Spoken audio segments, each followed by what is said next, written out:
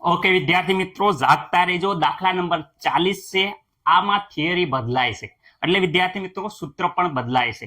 જોઈ શકો છો અહીંયા 27 સેલ્સિયસ તાપમાને 0.75 એટીએમ અભિસરણ દબાણ જોઈ શકો છો. અભિસરણ દબાણ આપેલું છે, દર્શાવે છે કેલ્શિયમ ક્લોરાઇડના દ્રાવણ માટે 2.5 લીટર 2.5 લીટર પાણીમાં દ્રાવણ બનાવવા માટે કેલ્શિયમ ક્લોરાઇડનો જથ્થો કેટલો જરૂરી છે તે વિદ્યાર્થી મિત્રો કીધું છે, અને I બરાબર 2.47 આપેલું છે. ઓકે વિદ્યાર્થી મિત્રો, પહેલા તમે ખાસ અભિસરણની થિયરી આવડતી જોયો હોય.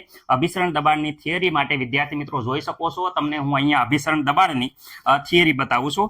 અભિસરણ દબાણ એટલે કે જે દબાણ દ્વારા દ્રાવકના પ્રવાહને વિદ્યાર્થી મિત્રો અર્ધપારગમ્ય પડદામાંથી દ્રાવણ તરફ પસાર થતો રોકી શકાય તે દબાણને વિદ્યાર્થી મિત્રો દ્રાવણનું અભિસરણ દબાણ કહેવાય છે. એટલે કે આપણે શોર્ટમાં કહીએ તો દ્રાવણ જે દ્રાવકના પ્રવાહને રોકે છે તે દ્રાવણનું અભિસરણ દબાણ કહેવાય છે. ઓકે, આ સૂત્ર આખું તમે જોઈ શકો છો. સી ઉપર આપે છે પાઈ બરાબર CRT. રેડી? આ પીવી બરાબર NRT જેવું જ છે વિદ્યાર્થી મિત્રો. સી બરાબર તો તમને ખબર છે મોલ અપોન કદ. રેડી? એટલે કે N અપોન V થાય. આખું સૂત્ર મૂકી અને n એટલે મોલ કહેવાય. મોલ બરાબર તો વજન ભાગ્યા અણુભાર છે વિદ્યાર્થી મિત્રો.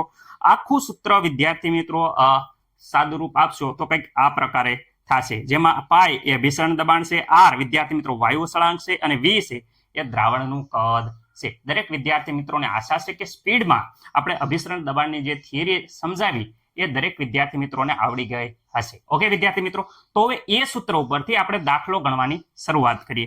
હવે વિદ્યાર્થી મિત્રો અહીંયા જે વેલ્યુ આપી છે એ વ્યવસ્થિત લખી દઉં છું. સૂત્ર પણ અભિસરણ દબાણનું તમને ખબર પડી ગઈ છે. ઓકે, હવે અહીંયા જોઈ શકો છો જે કિંમત આપી છે.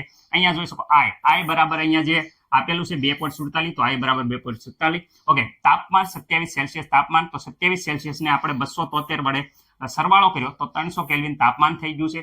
અભિસરણ દબાણ પાઈ બરાબર 75 એટીએમ, તો અહીંયા જોઈ શકો પાઈ બરાબર 75 0.75 એટીએમ લઈ લીધેલું છે. ઓકે, કેલ્શિયમ ક્લોરાઇડનું જે કદ આપ્યું છે V એમ પાણીમાં કદ દ્રાવણ બનાવવા માટે, તો અહીંયા જોઈ શકો 2.5 લીટર કદ લઈ લીધું છે.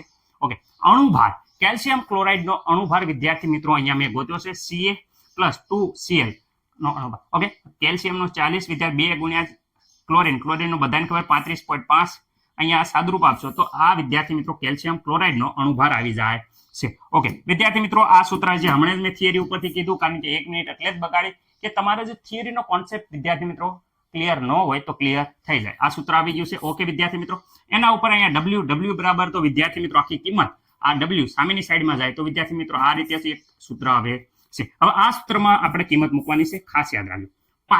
પાઈ બરાબર અહીંયા જોઈ શકો છો 0.75. ઓકે વિદ્યાર્થી મિત્રો, એમ અણુભાર વિદ્યાર્થી મિત્રો અહીંયા આપણે મેળવ્યો છે M બરાબર જોઈ શકો છો 111.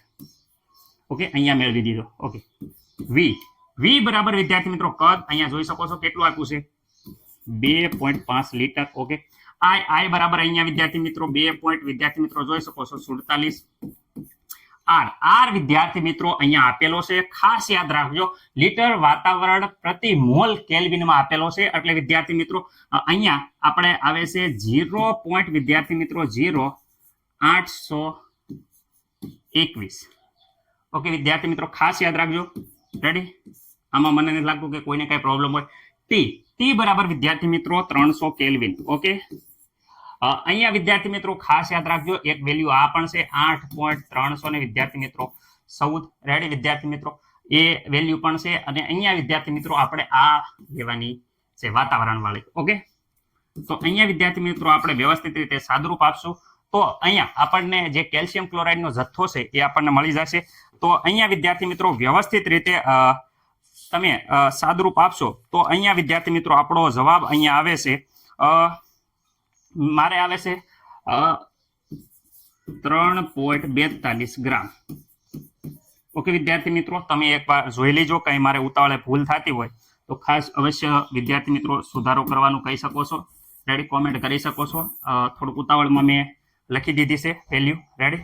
આવે છે તો આવી રીતે તો પણ કઈ જવાબમાં કે મેથડમાં કઈ ભૂલ રહી ગઈ હોય તો કોમેન્ટ કરી શકો છો. આશા છે કે દરેક વિદ્યાર્થી મિત્રોને આરામથી દાખલો ખબર પડી ગઈ હશે. રેડી? અહીંયા આપણે દાખલો પૂર્ણ કરીએ છીએ. બસ દાખલામાં આટલું જ હતું વિદ્યાર્થી મિત્રો, બીજું કઈ ઝાઝું હતું નહીં.